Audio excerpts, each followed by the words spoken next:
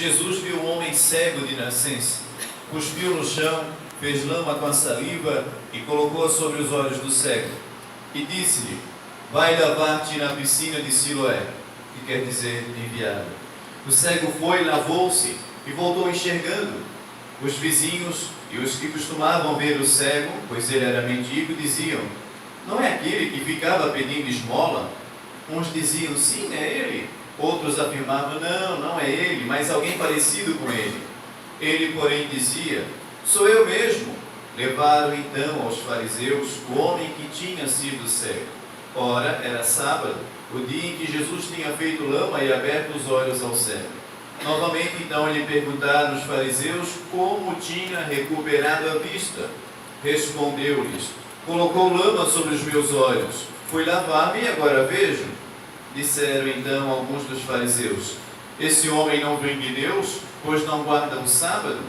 Mas outros diziam: como pode um pecador fazer tais sinais? E havia divergência entre eles. Perguntaram outra vez ao cego: e tu, que dizes daquele que te abriu os olhos? Respondeu: é um profeta. Os fariseus disseram-lhe: tu nasceste todo em pecado e estás nos ensinando? E o expulsaram da comunidade. Jesus soube que tinham expulsado. Encontrando-o, perguntou-lhe: acreditas no Filho do Homem? Respondeu ele: quem é, Senhor, para que eu creia nele? Jesus disse: tu o estás vendo, é aquele que está falando contigo. Exclamou ele: eu creio, Senhor, e prostrou-se diante de Jesus. Para ontem, hoje e sempre, palavra da salvação.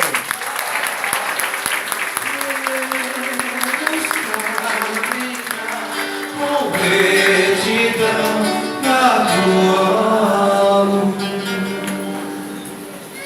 Louvado seja nosso Senhor Jesus Cristo. Sempre seja louvado. E continuamos então nosso intensivão de espiritualidade. É uma verdadeira pós-graduação, esse inteligente investimento que nós estamos fazendo em espiritualidade durante 8 noites aqui em nossa capela. Começou na última quarta-feira, para quem está vindo hoje pela primeira vez, e vai até a próxima quarta. Todos os dias uma missa, momento forte de oração. A gente ganha participando do Cerco de Jericó 2 vezes. Ganhamos pela força da oração por si só.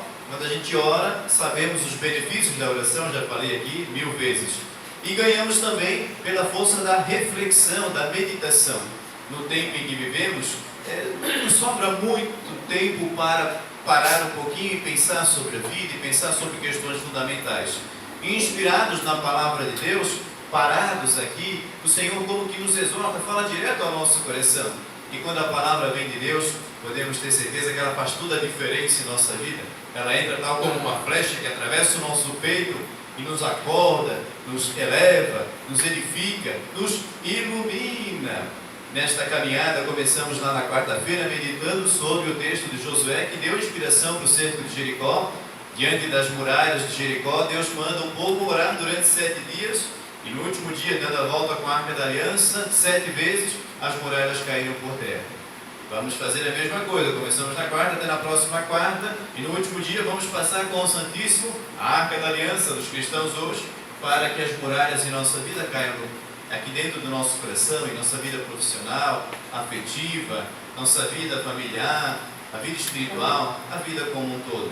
Depois, na quinta-feira, orávamos, refletíamos sobre a questão da saúde, como é importante ter a saúde física, a saúde emocional e a saúde espiritual. E orávamos pedindo que Deus nos ungisse. Deus de fato nos ungiu, inspirados na palavra do Novo Testamento. Quando houver alguém doente, imponham as mãos, ore por eles, unja com óleo, e a oração da fé salvará a pessoa. E muitas pessoas foram ungidas e abençoadas. Depois, sexta-feira, o dia em que o céu desceu aqui nesta capela. Foi uma noite maravilhosa, das 6 horas da tarde, quase até as 10 da noite. Oração, cânticos, louvor, meditação da palavra. A Madre esteve aqui, oramos o texto carismático. Muitas muralhas já caíram por terra, muita música boa foi entoada. Meu Deus, que noite especial. Quem estava aqui saiu com certeza lavado, tomou um banho de espiritualidade, mergulhou no amor de Deus. Ontem, uma noite também especial, a noite da prosperidade. E vimos que Deus quer que nós prosperemos na vida. Prosperidade financeira, prosperidade material, prosperidade emocional, em todas as dimensões da vida. Nesta caminhada chegamos hoje, então, aqui no Dia da Família, e é uma alegria ver novamente a igreja completamente lotada. Quantas famílias aqui estão representadas? Quantas foram mencionadas e colocadas aqui o nomezinho na Arca da Aliança? E hoje, na liturgia da igreja do mundo inteiro, é o dia da alegria, na preparação para a Páscoa. A Páscoa já daqui a 2 semanas, já está quase que batendo na porta, a ressurreição de Cristo. Então os cristãos se alegram, se revestem desta força que vem do alto, porque o Senhor está para acontecer em cada coração e provocar em nós uma verdadeira transformação.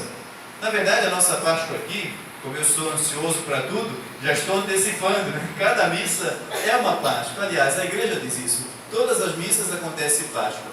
Jesus entrega a sua vida no sacrifício do altar e ressuscita. Quando você comunga a Eucaristia, quando você ouve a palavra, você está recebendo o Cristo ressuscitado. O mesmo que removeu a pedra no domingo de Páscoa, essa presença dele em teu coração remove todas as pedras que atrapalham sua felicidade. Nós ouvimos hoje na liturgia que Jesus curou um cego.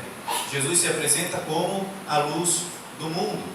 E de fato, ao receber essa luz, somos todos iluminados. Nossa inteligência, os nossos sentimentos, nossa vida familiar, nossa vida profissional. Receber o Cristo é um ato de extrema inteligência. Quando nós fazemos as missas aqui, nas igrejas por aí afora, uma campanha de oração como essa, nada mais é de que as pessoas possam acordar e receber esta luz, serem de fato iluminadas e profundamente transformadas.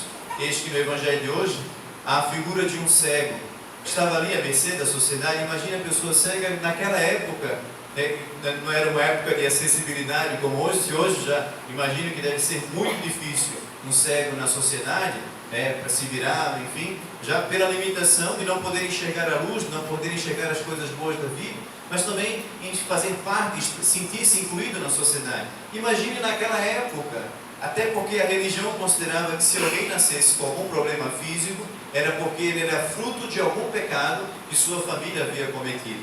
Então, a sociedade mesmo já excluía. Jesus olha para esta pessoa, excluída na vida em todos os sentidos. Alguém que não podia ver a luz da felicidade. E ele não se conforma com aquele ato da sociedade de deixar alguém fora, de deixar alguém à margem. A missão de Jesus é colocar todo mundo dentro. É colocar todo mundo com acesso à luz, ou seja, à felicidade. Ele vai ao encontro daquele homem, faz uma laminha ali com o cuspe dele mesmo, porque eu já falei aqui, a Bíblia interpreta a saliva como um concentrado da vida. No caso de Jesus Cristo, é que quando Deus criou o ser humano, lá na metáfora do Gênesis, Deus soprou-lhe nas narinas. Então é o ar da vida que Deus comunica. Jesus, como sendo Filho de Deus, ele tem esse poder de comunicar a vida. Por isso que, simbolicamente, ele cospe no chão, faz a laminha, toca nos olhos do cego e ele recupera a vista. Jesus inclui novamente aquele homem na sociedade. Mesmo que os fariseus estivessem colocando a lei acima de tudo, deixando aquela pessoa fora da verdadeira felicidade, Jesus quebra as leis, as normas da época, os protocolos e coloca a vida acima de tudo. Devolve-lhe a vista. Isso acontece conosco. Não temos a cegueira física, mas muitas vezes temos a cegueira espiritual. Olhamos e não vemos aquilo que é essencial. Como na família é importante abrir os olhos. Como na família é importante a espiritualidade, para lembrar aquilo que devemos ser. No dia a dia, nós acabamos esquecendo. A Bíblia fala ali na segunda leitura de hoje, que a pessoa iluminada, a pessoa que é de Deus, é aquela que é marcada por 3 virtudes: bondade, justiça e verdade. Querem saber se és uma pessoa que ilumina sua família em primeiro lugar, as pessoas com as quais você trabalha, a sociedade? Reflita na missa de hoje. Eu de fato sou uma pessoa iluminada? A luz de Cristo guia os meus passos? Ou eu ainda estou cego andando nas trevas? Bondade. Já falei aqui, já citei uma oração que uma criança certa vez da catequese fez a Deus. Deus, que os maus se tornem bons e que os bons sejam simpáticos. Querem saber se estás vivendo a bondade? Tenta perceber como anda a tua simpatia. tua capacidade de sorrir, tua capacidade de bom humor. Muitas vezes, com o peso da responsabilidade, nós adultos ficamos por demais carrancudos e acabamos levando as coisas a ferro e fogo.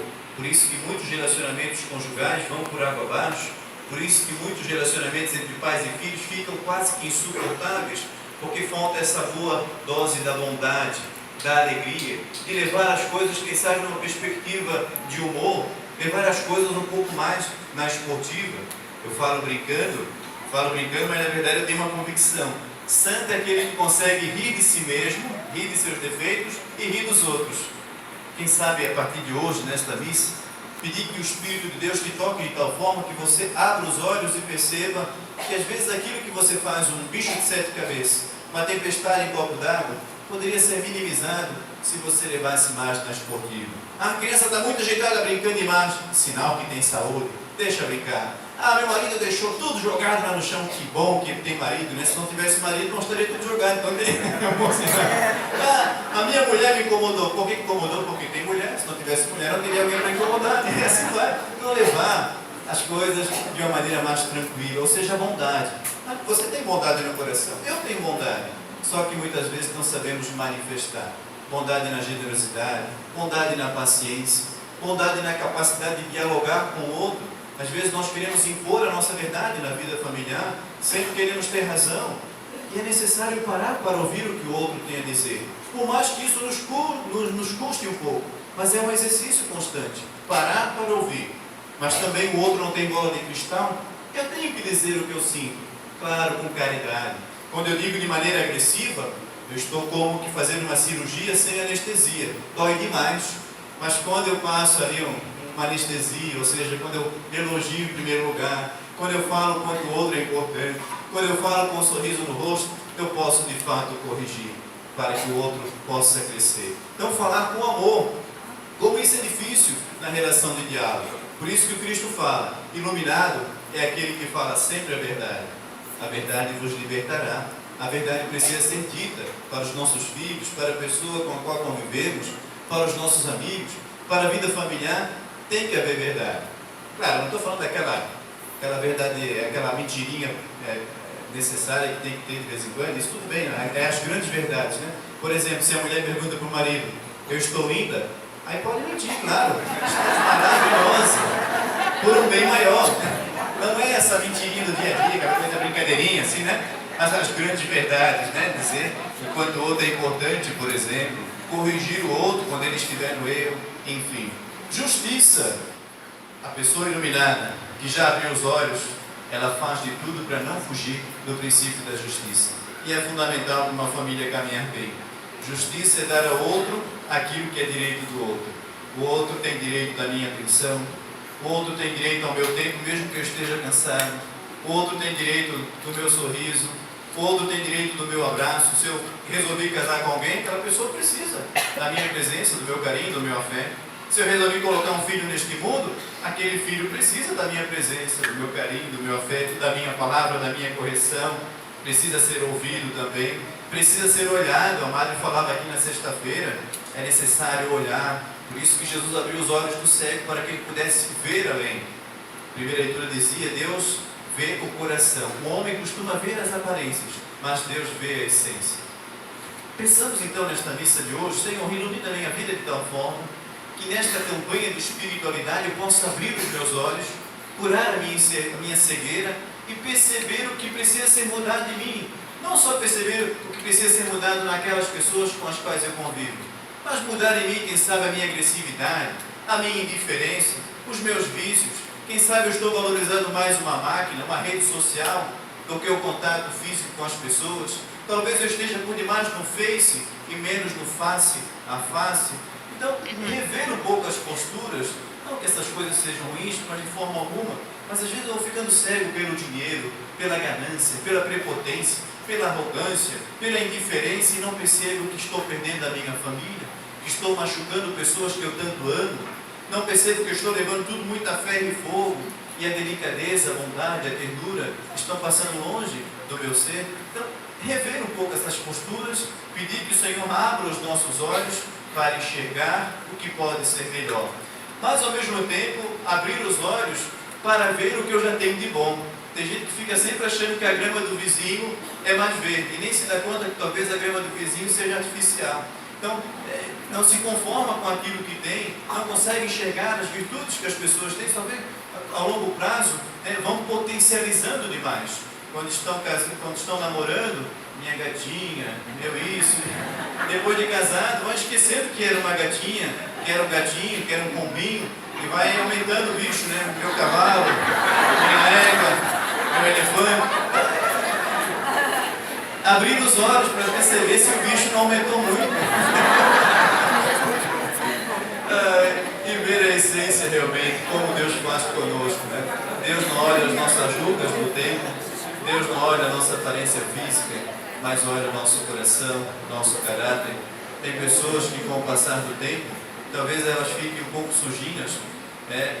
Entenda isso, e não apareça um pouco o brilho, mas um diamante, por mais que ele seja jogado na lama, esteja todo encoberto de lama, não deixa de ser um diamante. Se você pegar, lavar, lapidar de novo, ele vai ter o seu brilho e o seu valor.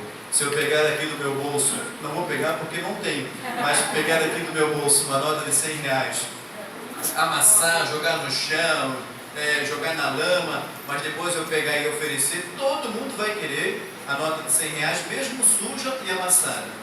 O ser humano da mesma forma, com o passar dos anos ele pode ficar um pouco amassadinho, um pouco sujinho, pode cometer algumas bobagens, alguns erros, talvez pela infantilidade, pela imaturidade, pelos traumas de infância, porque nunca foi amado de verdade, porque nunca foi olhado de verdade. Quem sabe ainda não se encontrou, ainda não é aquela pessoa feliz, a ideal que você sonhou. Ou quem sabe você casou com uma pessoa por demais ideal na sua cabeça e não era a pessoa real que realmente está aí ao seu lado. Então não crie por demais perspectivas, assim, expectativas, melhor dizendo, acerca das pessoas que estão ao teu lado.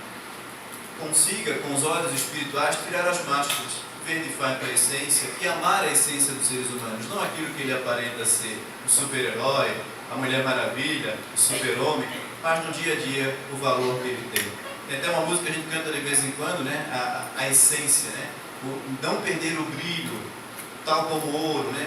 A essência de Deus, que manifestada em cada ser humano, deve ser redescoberta em cada um de nós, e é uma regra de ouro para que nossas famílias sejam cada vez melhores. Jesus curou o cego no Evangelho, e pode também nos curar se nesta missa abrirmos o coração e dissermos: Senhor, pode tocar, enche-me com a tua luz, porque eu quero ser luz para as pessoas que estão ao meu derredor. Que assim seja. Amém. Amém. Vamos ficar em pé.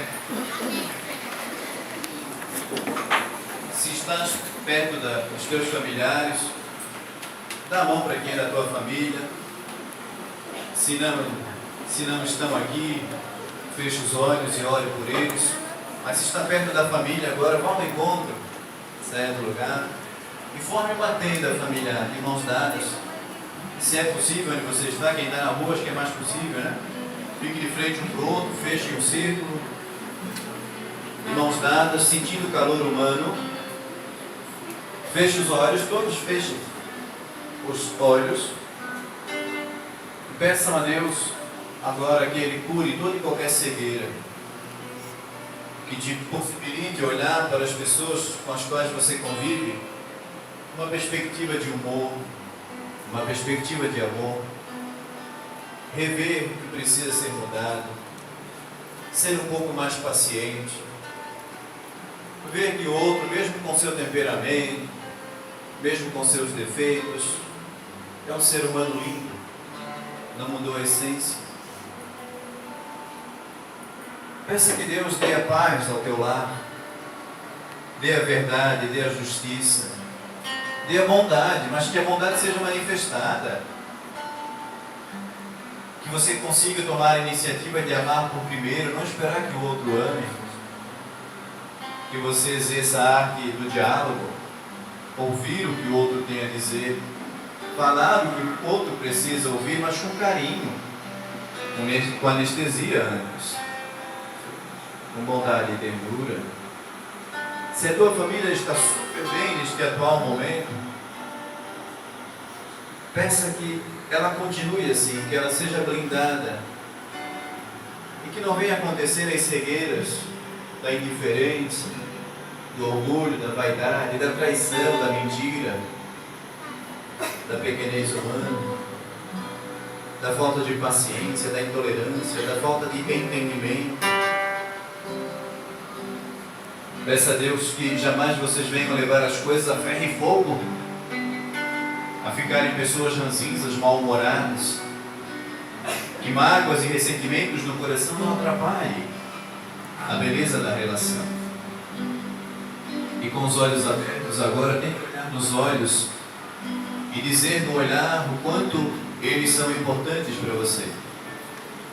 Elogie com o olhar, manifeste o amor, a ternura, tal como quando tudo começou. Eu te amo, és precioso para mim. Se tem pessoas que ficarem em casa, vá lembrando delas. Lembrar de alguém com amor é uma bela oração, uma forte oração. Vai derrubando as muralhas aí da falta de perdão. Peça que Deus tire a falta de perdão dentro da tua casa. Se alguém invejou por demais a tua casa, desejou que a tua casa fosse destruída, que isso saia agora também. Quem sabe até lançou maldições, que saia da tua casa. Toda energia ruim, toda carga ruim, que saia da tua casa também os reflexos de uma vida talvez sofrida desde a infância, as ausências. Que Deus abençoe. Que o Divino Espírito Santo visite o teu lar e faça uma faxina realmente, uma varredura. Que neste momento a paz aconteça. Se estás sozinho aqui na igreja, dá um abraço em si mesmo, como se estivesse abraçando teu pai, tua mãe, teus irmãos. Se estás com eles aqui, dá um abraço e fica abraçado. Dá um abraço gostoso, apertado, e restabeleça a paz, o equilíbrio, a harmonia, o projeto de vida, o abraço, a ternura, a presença, o elogio.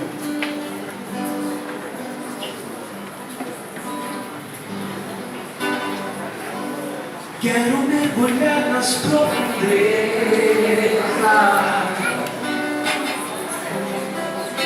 do Espírito de Deus e descobrir suas riquezas